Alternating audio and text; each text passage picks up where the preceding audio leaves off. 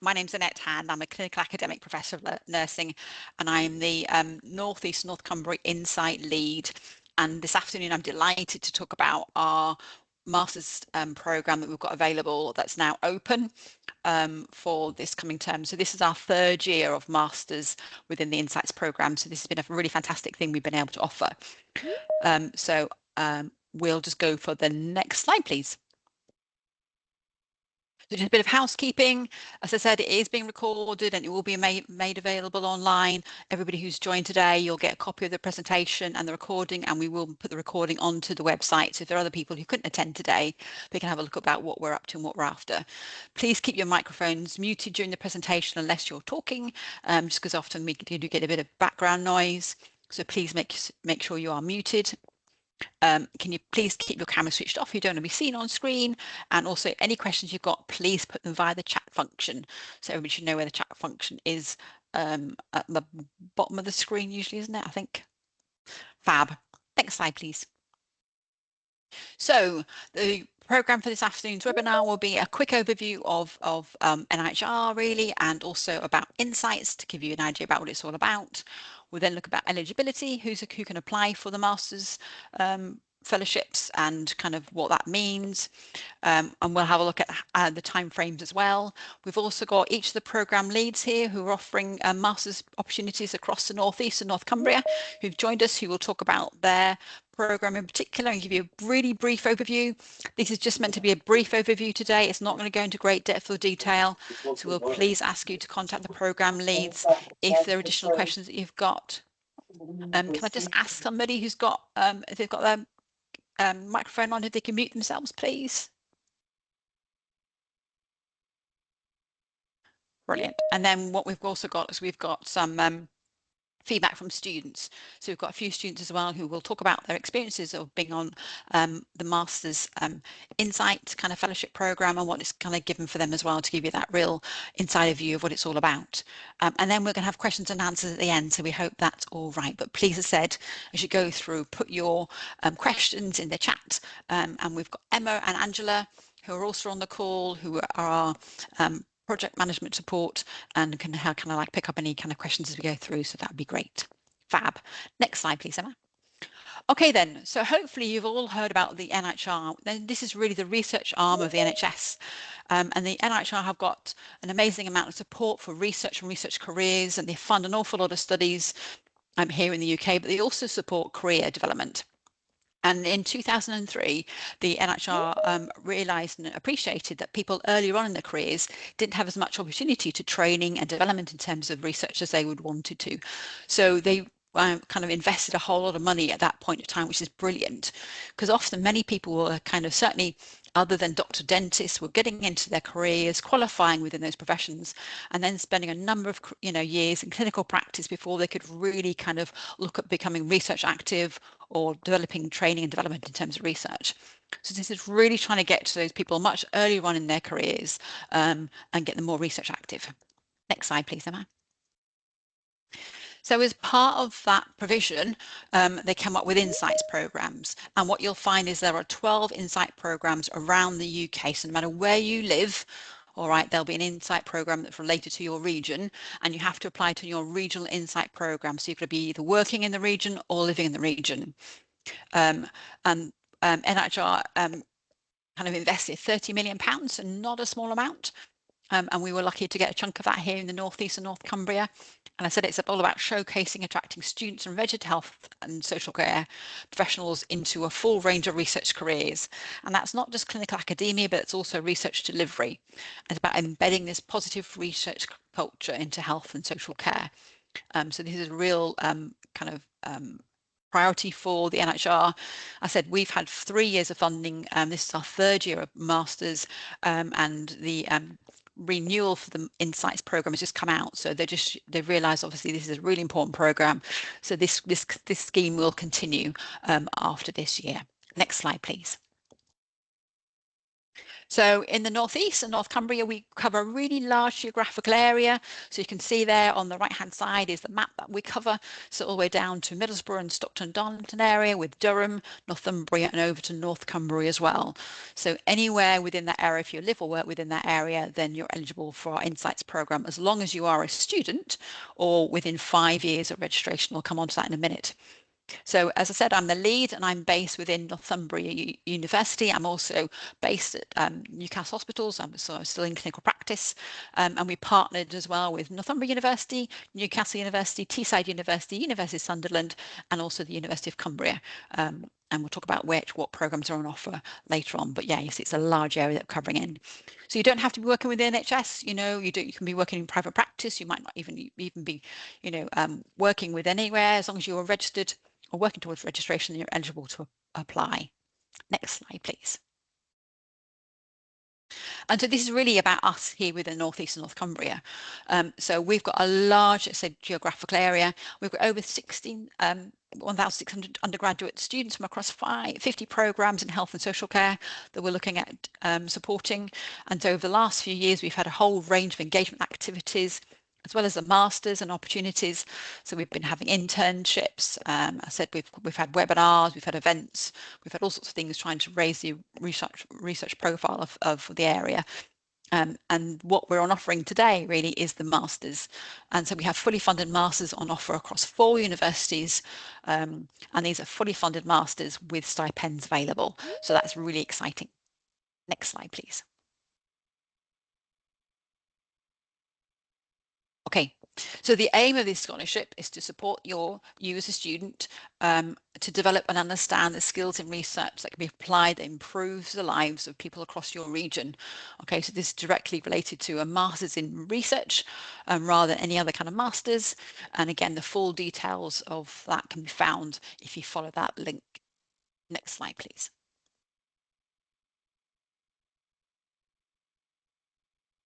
Okay, then, so eligibility.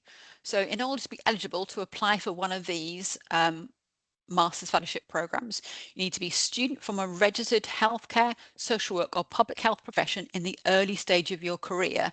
And that means you need to be within 5 years of really registration.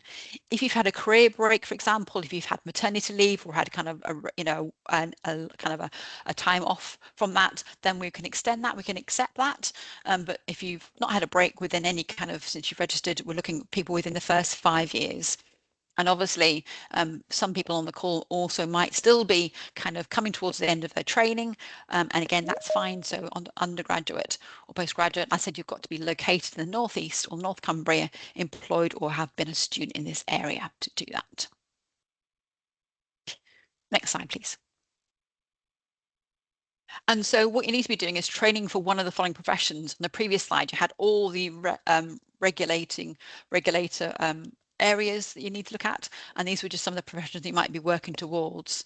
So again, all the full details of eligible professions are on our website, so please check that out, and please make sure that you're eligible. So it's basically anybody working in health and care work other than a doctor or dentist is eligible for our scheme. Next slide, please. Okay, it's really important that you include your ORCID ID. So this is something that's required now as part of NIHR application. If you've not heard about ORCID before, this is really just a kind of repository or a database that you can put all your details in. And that's not just about who you are, what training you've done, and what kind of courses you've got, but it also might be anything to do with any kind of publications you've had or any kind of other activities you want to include on there. But it's really important now that you include an ORCID ID. This is free to join up to. You don't have to have loads of information on there, but it's really important. I said there is a session with on ORCID on the 24th of March with the NIHR Academy. So, you know, if you want to join up, you want to know a bit more about the ORCID scheme, then please register and scan for that. But you can just look on Google for ORCID ID, go in there and sign yourself up for one, and that will stay with you throughout your career.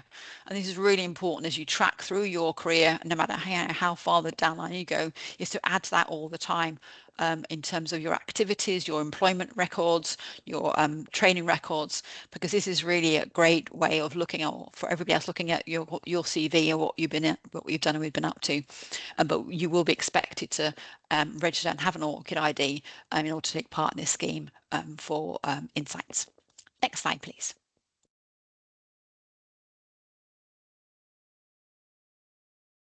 Okay, so what are we offering then? So we're offering full tuition fees for the master's program, and that's either full-time or part-time. So the courses you'll hear about, some of them are part-time, some of them are full-time, but the tuition fees will cover the full master's programs. And we also have stipends available. Now these are set amounts, these are set rates that we have no control over. So whether you're full-time or part-time, they are available to cover living expenses, all right, or to contribute towards salary costs. So that basically means that potentially you might be able to be eligible for the stipend itself, so that might be paid directly towards yourself, but also if you're working particularly over 6% of your time, then that stipend would go to your employer to cover your salary backfill. Next slide, please. We do appreciate that, because it's a set amount of money, that it might not fully cover your salary. Unfortunately, at the minute, we have no control over that. This is the set amount that we have available, but it is definitely still there. And each year we would ask you to ask if you wanting to apply for the stipend as well as the funding fees. So what stipend are you eligible for? So if you're studying full-time and not receiving income, then you can apply for the full-time stipend. So that means the masters will be done in 12 months, and within that you can, I think the stipend's around £20,000 currently. If you're studying part-time and working at less than 0.6 full-time equivalent, you can apply for the part-time stipend, and that would be paid directly to you. And I said that's to cover costs of living and to cover any kind of costs that you might have, such as childcare that you might need to pay for, so that you can go and take part in those sessions and make sure that you're studying. And if you are studying part-time and working at 0.6 or more, you can apply for the part-time stipend to be paid directly to your employer, I said, for the salary backfill. Next slide, please. And applying for a funded studentship, if you're currently working, then please make sure you've spoken to your supervisor, line manager before applying. This is really, really important because you will need a letter of support from them. At the end of the kind of presentation slides, you'll see that NIHR have just released some new guidance for managers. I would really strongly recommend that you send that to your manager to have a look at, to see the benefits of you taking part in this scheme, because it's really important. Without that letter of support, then we would not be able to support your application going forward or be considered for funding. If you've already secured a place on a selected master's course starting September of this year, okay, you can still apply for funding retrospectively, so we can still apply. This is a competition and we can't guarantee funding, but if you've already secured a place, you can still apply for funding retrospectively, that's fine. I said your stipend can be paid directly to your employer for salary backfill.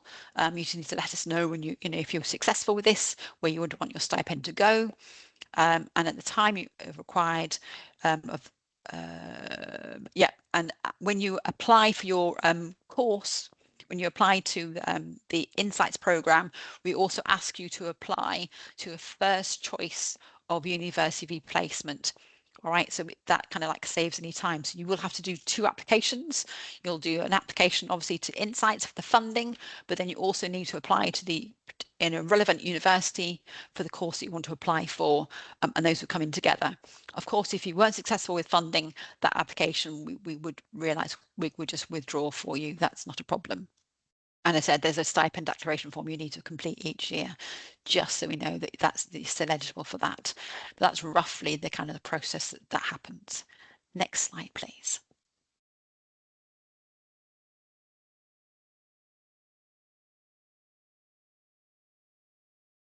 Okay, so these are the courses that we've got on offer for this year round. They are slightly less than last year, because I think we had one that was a 3-year course, but now we've got to be within the next 2 years.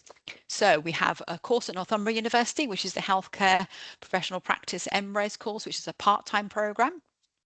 At Newcastle University, we've got the public health, and that could either be full-time or part-time. At Teesside, we've got the clinical research MRes program, again, that can be full-time or part-time. And at Cumbria University, there's a Master of Research, which is a part-time course.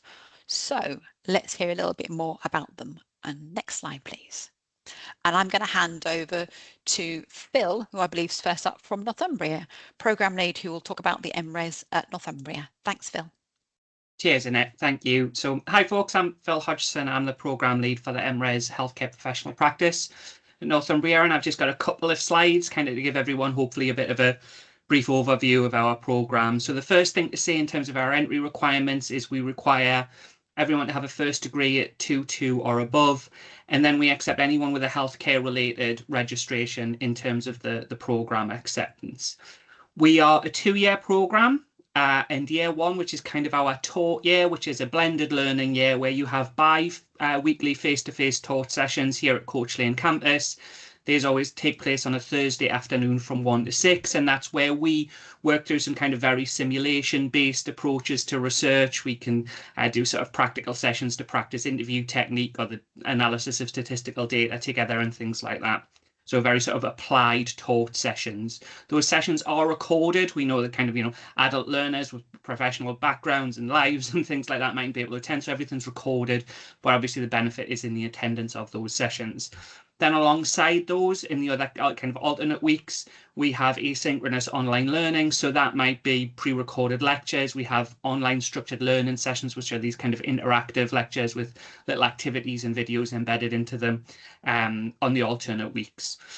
At the end of that first year kind of taught period, you will hopefully be in a position to be kind of comfortable in your researcher identity and confident about going off into the world of research, because year 2 is your empirical project. So this is where your dissertation is made up of an empirical study that you lead, you set the question for, and you carry out and complete with supervision support alongside some workshops. So there's not the alternate week taught sessions. There are, I think, 4 workshops over the course of that year, and supervision kind of as and when you need it. Next slide, please. So just a very sort of quick overview of what our modules look like in that taught year. So we have in semester 1 a module on methodology, which feeds into a poster presentation about kind of methodological impacts in an area that you would like to study. Our semester 2 module is on methods. That's a very applied module where we look at data collection, data analysis, sampling and recruitment and things like that. And the assessment for that, we give you a small either qualitative or quantitative data set, and you write it up in the form of a publication. Semester 3, we have our research impact and influence module, which feeds into a Viper presentation on kind of impacts of research and models of impact that would relate to your practice. And then we also have a year-long module on contextualizing research, which feeds into your research proposal. So that picks up all the drivers for your research and some of the more kind of abstract sort of high-level skills, things like reflexivity, positionality, drivers for research and things, and that results in your research proposal, which is then kind of tailored and designed into an ethics application, whether that be just the university or an NHS-based approvals process.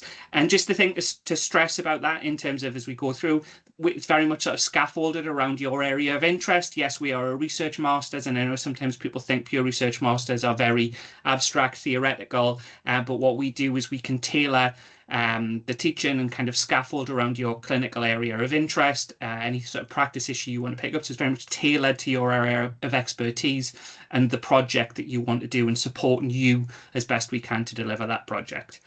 And then I think there's one more slide, I think. Yeah, just to say this feeds into your dissertation module. So in year 2, with your proposal behind you and this kind of year of learning and development around your research skill, you will carry out a piece of empirical research, which hopefully will be done well and a high standard. And that feeds into your, yes, your dissertation, but also with an eye on publication and in the sort of thing about the impact of the research, whatever career plan you have in place that you want to follow for that, whether it be academic or clinical research or something like that. We think of this as the start of your research journey, rather than kind of one piece of academic work and then you're done your qualification. So yes, it's an academic dissertation, but it's also hopefully that first step and a kind of lead into other areas of research as you would like to follow them. And that's us. Brilliant. Thanks ever so much, Phil, for that. And then we'll hand over to Mish at Teesside. Thank you very much. So our MRes clinical research, if you go to the next slide, is offered either on face-to-face or distance learning. The face-to-face has lectures and seminars, while the distance learning has recordings, but we've got support from the lecturers who you can contact at any time. Next slide, please.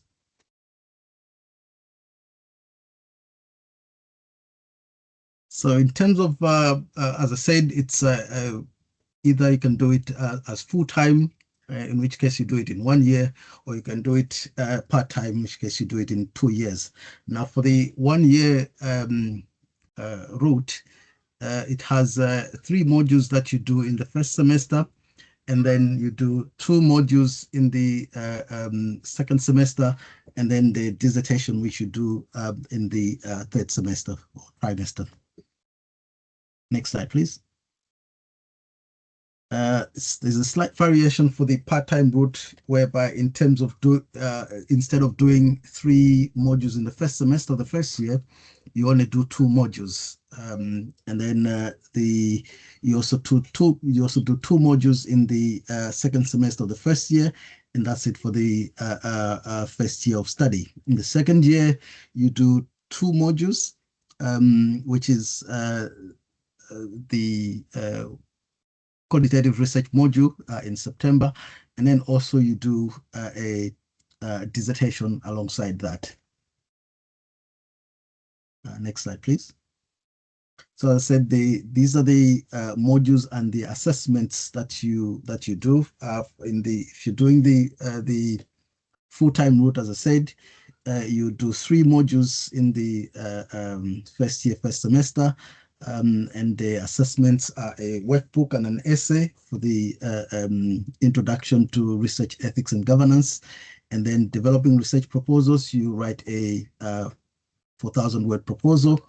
And then finally, the qualitative data analysis, you write a data analysis report. That's in the first semester.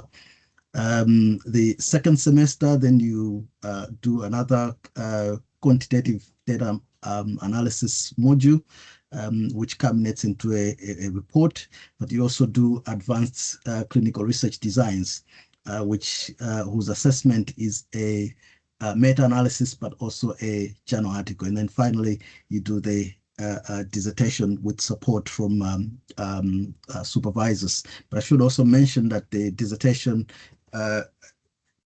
you write a dissertation, a 15,000-word dissertation, alongside a journal article based on the dissertation itself. Okay. Next slide, please. So this is just the a tentative plan for the next year, that you would have induction sometime in September, and then starting teaching around week of the it should be 22nd September. For most of those modules, because they're 20 credit modules, except the dissertation, they involve about 200 hours of study for the modules.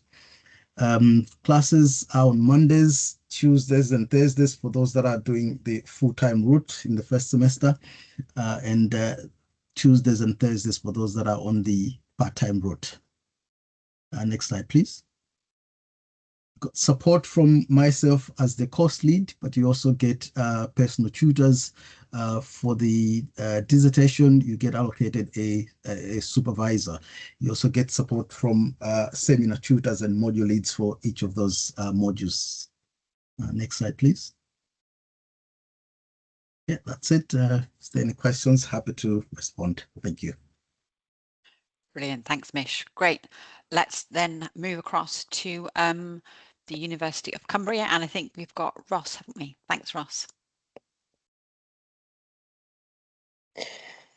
Yeah, hi, good afternoon, everybody. Yeah, so the Master of Research at Cumbria, I'm the programme lead for the programme, and Anna, who's also in the call, she also works alongside me, which is great. So next slide, please. So the programme, it's a 2-year part-time distance learning programme. So it's not in person. Lectures are recorded, but we do encourage attendance at the lectures. The recording's more really, you know, as a useful resource to go back to. We're starting the programme, to the next intake would be in the middle of September. We have learners from a wide range of professional backgrounds. We of course have people from health backgrounds, but we also have people from other walks of life. So for example, we have a number of people from local councils who are doing various projects with us as well, and also sort of, you know, external students that apply to the project. What we're looking to do is to develop students to become independent researchers, and we want someone could just maybe mute that. Thank you. Yeah, what we're looking to do is to develop independent researchers who can have sort of impact within their communities and perhaps at a national level as well. The next slide, please. So in terms of the structure of the programme, like I said, it is part-time. It's over 2 years and there's 3 modules. The first year you undertake 2 modules. So the first module is research methods for professional practice, where you learn a lot about different research methods, ethics, etc. And that has one form of assessment, which is an assignment looking at qualitative, quantitative and mixed methods. And then the second module is called Project Design, Development and Planning, which is basically lectures that are supporting you in putting together your research proposal. And again, that has one form of assessment, which is the assessment of the research proposal. And then the second year, so that would be sort of going on from September 27, you're actually undertaking your research project. So the idea that you've come up with in the first year, you're then going to execute that. Next slide, please. In terms of the entry requirements, I mean, these are our sort of general university entry requirements. Obviously, through NIHR, it can be a little bit different, but we're normally looking at those levels of qualifications in terms of undergraduate qualifications. It says in interviews required as part of the admission process. I mean, last year with the candidates that we had through this process, we didn't actually personally interview them because we were able to sort of review their applications with the NIHR. Next slide, please. So why choose the University of Cumbria? So we've got a strong, supportive graduate school research community. I think one of the benefits of our programme is that it allows you to connect with other researchers. So like I've mentioned, we don't just have health professionals on the programme, we have people from a variety of backgrounds. I think certainly all of our students work full-time, you know, have jobs. So I think our distance learning format is something that can be, you know, fitted in around, you know, your busy schedules. And in 2025, we were ranked top in the UK for overall postgraduate research student experience. Next slide, please. Yeah, so that's just a kind of a brief overview of the programme.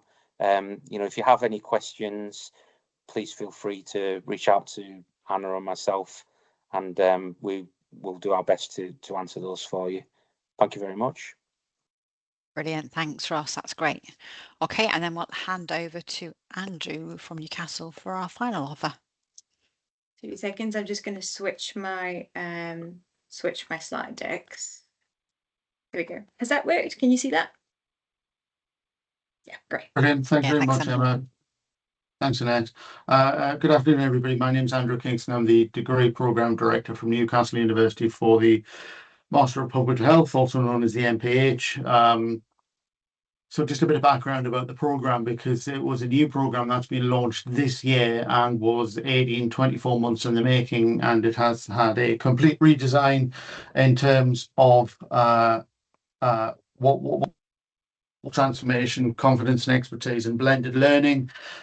We have a mixture of modules that speak to all of the sort of the public health initiatives.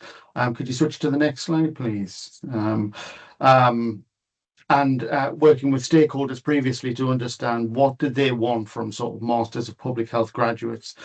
We've seen sort of that exponential career growth globally for graduates from a public health degree. Our degree programme now addresses several novel and emerging public health challenges, to climate change, to planetary boundaries, and to ageing populations. And our curriculum essentially was redesigned around all of those emerging challenges from a population health perspective, both locally, nationally and globally. And we have also looked at what types of skills our stakeholders would expect our graduates to leave the programme with, in terms of the emergence of, data-driven policies and data science, global health, sort of pandemics and climate change, standard sort of research skills that you would expect any master's level student to leave a program with, and also thinking about, they may move into sort of policy type jobs after, and thinking about the insights sort of program specifically, how might that link in with sort of the Office for Health Improvement disparities with the Department of Health and Social Care. And Newcastle have a policy of all of our students who are on the programme having what we call encounters at the leading edge. So all of the students will have encounters with original research, with public health practice and policy, and with industrial links to sort of public health as well. If you just move on to the next slide, please, Emma. This is essentially our public health roadmap. We can run full-time or part-time. It's 180 credits, like most of the master's degree programs. But there are 4 compulsory modules, essentially, that underpin the master's program. They're highlighted in blue here, that provide all of that foundational training that you'd expect a Master of Public Health student to leave the program with. So the principles of public health, research design, study design, research methods for public health, evidence synthesis, the basic introduction to health statistics and epidemiological analysis, so that students are able to interpret evidence accurately. And then the social and commercial determinants of health represent our sort of 4 core and compulsory modules that all students will study. After that, we kind of hand off the program to the students and allow them to develop a pathway through the program, through any selection of sort of the 6 modules are listed below in rows there, from global health to planetary boundaries, which is a 20 credit module, speaking to that sort of emerging public health, global public health initiatives, and applied epidemiology and data science. That's a new module that's been run for the first time this year. Aging across the life course, new module that's also been designed from the ground up. Health economics, public health protection, and health improvement theory, policy and practice. And of course, like all degree programs, that's capstoned with a dissertation or a project, which is 60 credits, which runs essentially after all of those modules have been taught and assessed. And we have several different assessment strategies across the program, so that we can provide students with the skills to leave in ways to leave the program and have the skills where they're able to communicate to different audiences. So we have the standard exams, we have policy briefs, we have presentations and reports, standard reports, we have a podcast, and we have problem-solving exercises. And they're all embedded right through all of the modules to assess in different ways. If you just move on to the next slide, please, Emma. And we kind of designed the program in such a way that students could choose or pick their way through the program and leave the program with the skills that they really wanted. So we have sort of, these are just example pathways that we've outlined here, sort of the data strategist, on top of those core modules. You could then go on to do applied epidemiology and data science, health economics, and public health protection. If you're more interested in sort of the global health analyst, the global health and planetary boundaries alongside the applied epidemiology and data science may be an option, or the intervention and policy focus may be a pathway that students can choose, but they can pick and choose whichever way they want, essentially, to move through the programme. What I can say is this has been the first year of the new programme this year, and we've had some really positive feedback in light of the new modules and in terms of what we have had this year, in particular, those encounters at the leading edge with research, practice and industry. Our entry requirements are a 2-2 in a health-related discipline that aligns with the Insights programme. Emma, I have 20 slides. I'm not going to go through them all in the interest of time, but they can share them. But if you wanted to scroll down to that one just a bit further up, next one down. Why study this? Newcastle is a Russell Group university. All of the teaching is delivered by people who are research active and are actively publishing in the fields of public health. So you will have encounters with, real research projects. In terms of the dissertation, certainly for Insight students, we really encourage those students to come to us with projects that they're really interested in for the dissertation, the capstone, their master's degree. But of course, we're very willing to work with the students to also design that project from scratch. And I think I'll probably stop there, but there's lots more information about why study public health with us at Newcastle in terms of, the university metrics, different types of projects that students can do, and some examples of papers that have been published off the back of MPH projects that students have essentially led. But there's lots of information there. I would advise anybody to get in touch with me if they have any questions that they would like answered in terms of the delivery, the format. It is in person. We don't have an online equivalent, so we do expect students to be on campus and attending lectures and practicals. And we would encourage students to sort of balance the credit distribution across sort of the 2 years in ways that works for their sort of working practices and family lives as well. But we're very happy to talk to prospective students, and very happy for these slides to be shared, and we can I think I'll leave it there. Thanks so much, Andrew. That's brilliant. So you've now heard of the 4 universities that offer masters available to them. In terms of the time frame then for everybody, the application's open on the 1st of February, that you'll know. Obviously, we've got the webinar today. Applications will close on the 29th of May, and then we're hoping to have decisions communicated to successful participants from the 17th of July onwards, isn't it? So you'll know before the summer holidays whether you've been able to secure funding at all. So those are quite hard deadlines. Within the application process, we do expect to have letters from managers if you're working. We do need all those details. If you don't have all those details, we won't be able to accept your application, and then you won't be able to be considered for that. So it's really important, please, that if you're looking to apply, that you get all the documentation in on time. That'd be brilliant.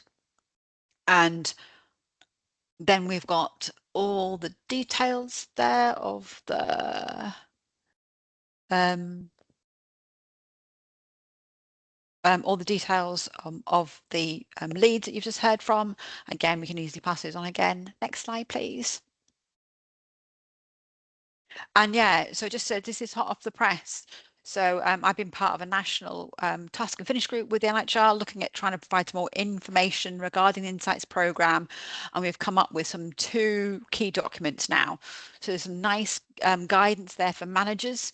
So often it's difficult to say to a manager, look, I want to go and do my master's, you know, will you give me the time to support that? And trying to articulate that and justify that with a manager can be very difficult, especially when you're early on in your career. So this is a really nice document to help you with that conversation, but also you can give to your managers as well, say, look, this is really important that I do this. There's also some general guidance for yourselves as applicants. And again, there's a little bit more information regarding the Insights programme. So please, please, please go and look at those documentation.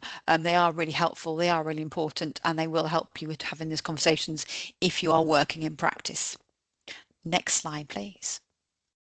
So I think you've had enough from us lot trying to sell you the masters, and now it's going to be really important for you to hear from some of our master's students. So I'm going to hand over to Jack. So thank you ever so much, Jack, for coming along today and sharing your experience with us. It's all right. Hi everyone, my name's Jack Hayward. I'm currently doing the MRes in clinical research at Teesside. I'll just share a bit about my experience. So next slide. Just general background about me. I'm a physio at James Cook at South Tees. My main interests are neuro rehab, with secondary interests in trauma rehab and rehab post ICU stay. And my research area that I'm doing my thesis on at the moment is self-management in functional neurological disorder. Next slide, please. So my career prior to applying to the Insight Masters, I had sort of the academic side. So my final placement as a student was it was an online one during COVID. It was with Tees Askin Ware looking at service improvement and how to use research to improve services in a practical way. And through that, I met my educator, who was called Phil Hodgson. He's quite active in Parkinson's research. And that directly led to me getting involved in a scoping review on physical activity following inpatient mental health stays. So we got that published, and we presented that as a conference, which kind of gave me an intro experience into research. And then clinically, I've done a fair few rotations in places like major trauma, acute neuro, stroke rehab, neuro rehab, etc., and a bit of disability sports classification on the side as well. Next slide, please. In terms of why I applied, so sheer love of the game. So through my throughout my bachelor's and then sort of the early days of my career, I realised that I did quite enjoy research. I just didn't know enough about it to do any of it, and I thought that the Insight Masters would be a great way for me to learn more. I also realised that physiotherapists and probably all AHPs are quite underrepresented in research. It's not pushed as part of our programmes as much as it is in medical degrees. And alongside that, I wanted to contribute to evidence-based practice and help make sure that we're providing the best clinical evidence-based care we can. And I knew pretty early on that later down the line, being a clinical academic and doing clinical work and research work at the same time was something that I wanted to do in the future. So it made sense to start to do that early on in my career. Next slide, please. So the experience of doing a master's alongside work, particularly a research one, it is challenging. The academic work is challenging, and it's challenging fitting it in alongside work, but it is a really, really rewarding challenge. So don't let that put you off. And it's also eye-opening. We spent a lot of time looking at how difficult it is to translate actual evidence into practice and how long that takes. And also the amount of research that comes out that is not of great quality was quite eye-opening. Next slide, please. The things I've found most valuable from the course at Teesside, stats. So prior to starting my masters, I was absolutely terrified of stats. I'm more practical based as a physio, but the modules on the Teesside course were designed in such a way to really give you the confidence with A, doing statistical tests, but B, interpreting them. And now I'm not so scared of them anymore, which is good. It's taught me how to effectively design research projects. It's given me an appreciation of all forms of research. So physio undergrad was very much quantitative based, but through doing the MRes, I've learned to appreciate qualitative and where that fits in within evidence-based practice. The guidance of our lecturers is really, really useful. They're all knowledgeable in the fields, and it's really helped me going through. And then also doing a research master's alongside work is developing those early skills to be able to balance clinical and academic work going forwards. Next slide, please. Just some tips on how to balance your workload. Make time. So obviously make time for your academic work and your clinical work, but also make time for yourself and your hobbies so you can keep yourself grounded and not stress out too much. Know who your support networks are. So I'm quite lucky at Self-T's that our heads of service are quite supportive of research and development of staff, so I can turn to them if I need help. Don't panic. Everything's going to be fine, and just go with it. So there will be things that are out of your control, but just reflect on how you're doing and the things that you can do to progress. And then next slide, please. And then how's the Masters helping me? So it's already opening doors. I've managed to get involved with a national survey of physiotherapy following ankle replacement, which I've just submitted to the Foot for publication. It's given me greater confidence with leading service development projects and research projects and getting involved. It's given me a greater knowledge of NIHR support, so I can kind of plan my career going forwards and what sort of things I might want to apply to. It's also given me a greater professional network, both within my trust, academically in Teesside Uni, and nationwide with people who have been contacting about my area of interest. And that's it. Brilliant. Thanks so much for that, Jack. It's great to hear experience, but also helping you as well, forward in your career, isn't it? I think sometimes you don't realise that it does open doors, research, and there's lots of opportunity within that. So thank you so much for sharing. That's fab. Emma, I believe we've also got other video, haven't we, from a Yes, we do. We've got some slides from Zoe Chambers. She pre-recorded the voiceover. So let me just switch on to the next one and let me know if you can't hear it, please. Thanks, we'll do, Emma. Hi, my name is Zoe Chambers and I'm currently doing my Masters in Clinical Research. So a little bit about me first. I'm 2 years qualified and I'm currently working in acute medicine as a staff nurse. I work part-time alongside my Masters in Clinical Research at Teesside University, and I chose to study it as I have a passion for improving patient care and outcomes, and this cannot continue to grow without developing research. Clinical research involves investigating how treatments, drugs and interventions work in the real-world setting through the use of clinical trials. Clinical audits and service evaluations can also be used to look into how current services and standards are running and how improvements can be made to improve the standards of care we deliver. Clinical research not only requires the data to be collected but also for data to be analysed and reported so the areas of improvements can be known.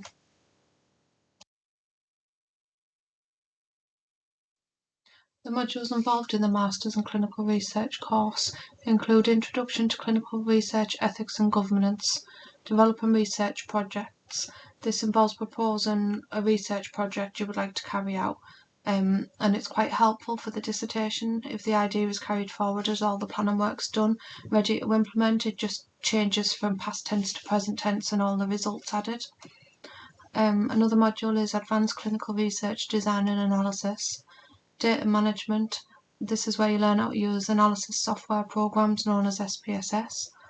Research methods, analysis of qualitative clinical research, where you learn to develop skills to understand qualitative research, where feelings and opinions and patients' perspectives comes into it. Dissertation and research article. This is where you carry out your own research project. You document it all and rationalise each step in a 15,000 word dissertation and then condense it down into a 4,000 word journal article that you have the option of trying to publish with the help from your supervisor. So what's the course like? The workload, it's a lot of reading. The more you read, the better you understand the concepts and the better outcome of the assignments have found. The course is intense and fast pace, even as a part-time student, but it is manageable if you stay proactive and organise your time. Skills gained: understanding regulations and ethics, analytical and use of software programs, communication skills with clinical teams, really learn to manage your workload and prioritise tasks, which is a good skill for future employment. Ability to carry out your own research and understand the importance of taking part in other people's research when opportunities arise. The support you get is from the module tutors and module lead. For the final dissertation, you're allocated a supervisor to work alongside, and you get over 10 hours of direct contact with them to read through, they can read through your full dissertation, and that's only once, but if you do it to a good standard, you get your final pointers on it. They also help you publish your journal after. You have support from your peers on the course, work colleagues such as the audit and R&D department. So there is a lot of support there for the fast-pacedness. What I mean by fast-paced is some of the modules are only 10 weeks long and your assignments are due in after that. So it is quite quick if you're working alongside it as well. Research to me is not only seeing what's being done, but what can be done next. Without being in a research role, the course has already changed the way I work. Research and clinical practice should always be about the patient. I believe patients should be always included in their own research. How can we know what needs researching for better outcomes if the patients aren't telling us what they would like to change and what outcomes are best for them? I listen that little bit more. Since starting the course, I've contacted the hospital's research department to see how I can be more involved with research on the ward. This helps to make clinical trials more widely available to target audiences, helps enrol patients that meet the criteria that weren't aware of it before. My ultimate goal is to have a role in research and join the clinical trials team where I get to carry out research and develop it, but also get the opportunity to keep my nursing skills, such as taking bloods, cannulating, patient assessments, and still interacting with the patients and remaining compassionate about their care. Other career opportunities include audit facilitators, clinical trial leads and coordinators, getting involved with research ward-based, a data manager, or you can continue with your academics and do your PhD, which is a full research project developed solely on your own. Thank you for listening, and I hope you have got an insight into what it's like to be a master's research student. If you'd like any information regarding the course and funding or any general questions, I'm happy to be emailed at zoe.chambers4@nhs.net. Brilliant. I know Zoe's not here, but thank you very much, Zoe, for submitting that for us. And again, it's just great, isn't it, to hear about somebody's journey through research and how it's really changed their thought and thinking, even about care. But it does, lead back to directly improving patient care or services, or people that you look after and care for. I think we've got one more, Emma, haven't we? And I think we've got time for the final presentation. So if you could play that for me as well, that'd be great. Mm-hmm.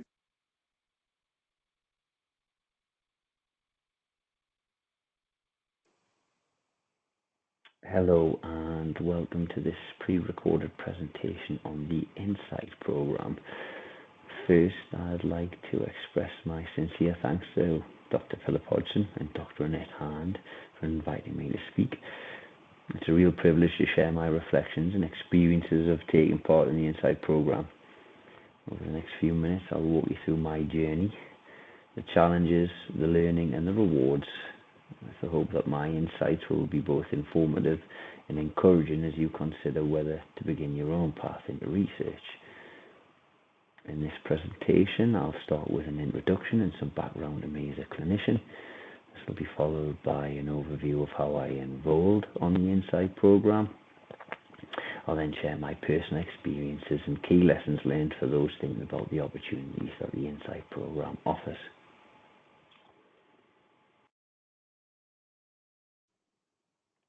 My name is Anthony MacDonald. I am employed by Cumbria, Northumberland, Tyne and Wear NHS Foundation Trust, also known as CNTW, a research active mental health trust that was recently selected by NHS Improvement as a strategic partner in the development of its National Mental Health Improvement Programme. I am an exercise physiologist by training and currently work as the clinical lead for the exercise therapy department within the Central Core Business Unit, covering Newcastle and Gateshead. My role is based within inpatient mental health wards, where I work with individuals experiencing a broad spectrum of severe mental illnesses, including psychoses, major depressive disorders, and personality disorders. I support recovery through structured exercise prescription with improved mental health as the primary outcome, while also addressing physical health comorbidities. I'm currently in my second year of a postgraduate master's in healthcare professional practice at North Cumbria University, studying part-time alongside my clinical role. I'm particularly passionate about the interface between mental health and physical activity, with a developing special interest in diabetes management within inpatient mental health services.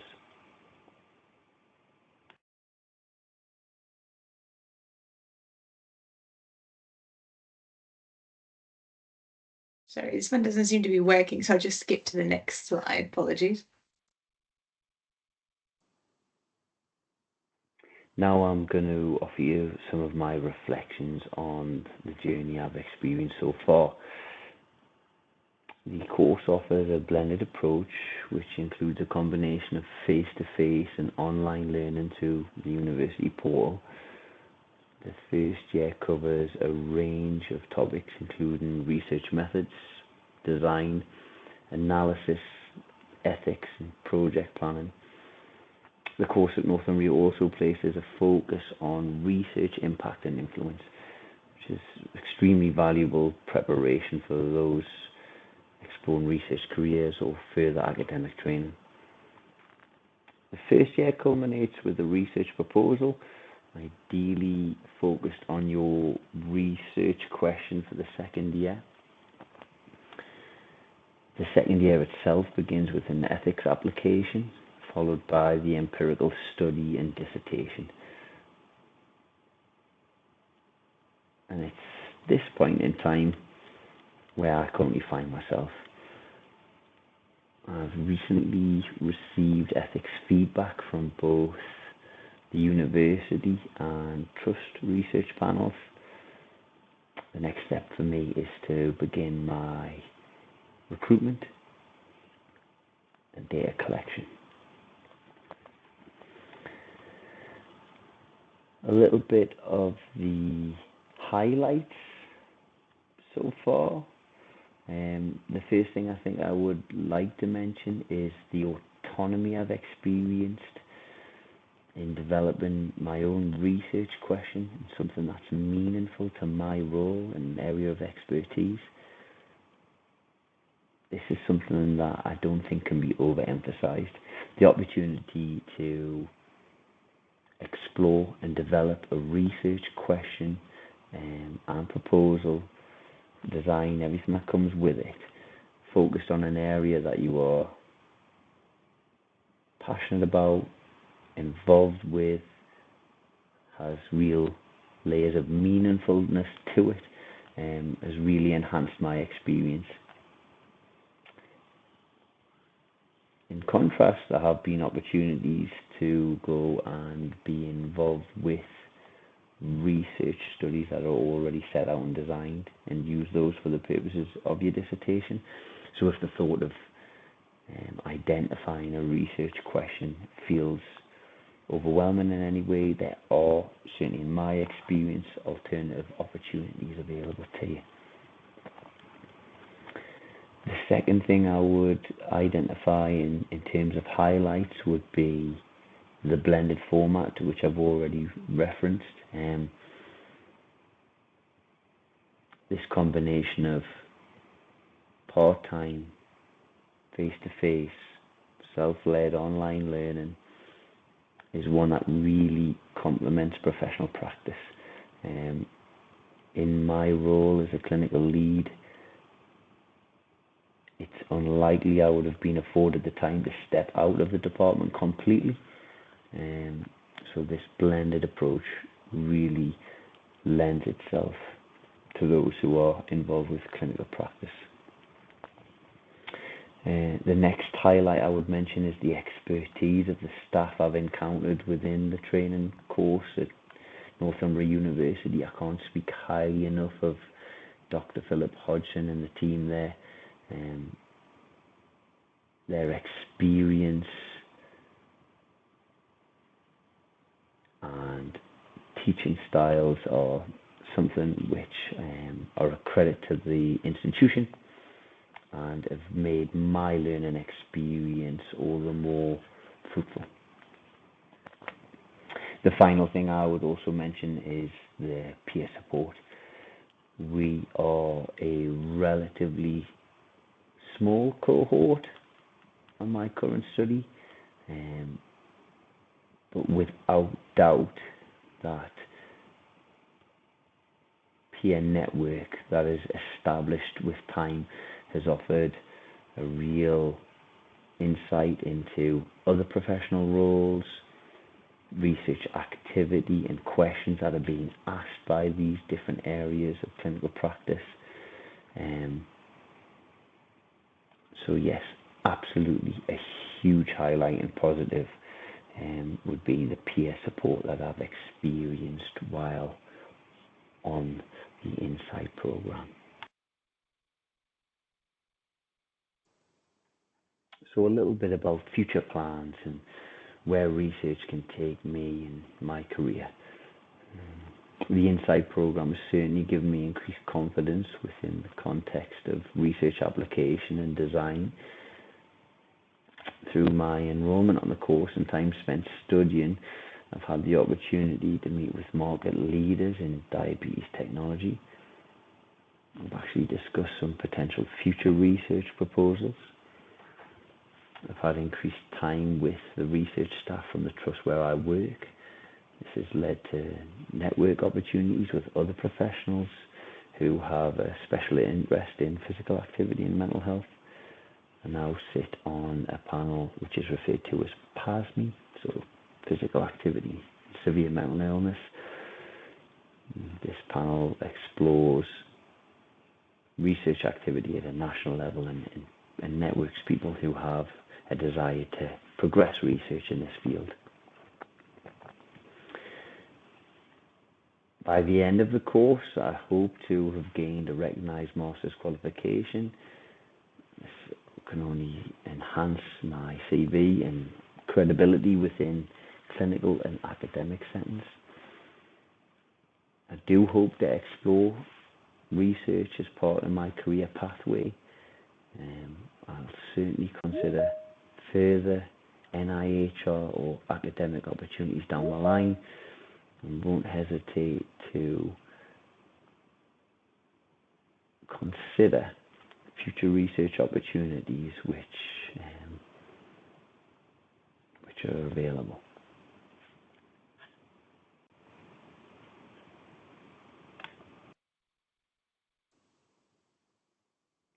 Finally, I'd just like to thank you all for giving me your attention and listening to everything I've had to share today.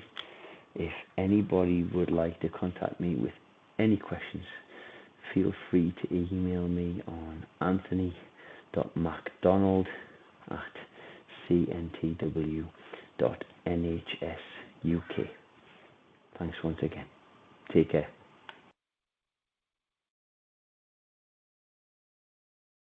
Brilliant, and thanks Anthony for that as well then. Okay then, I think we've had some questions in the chat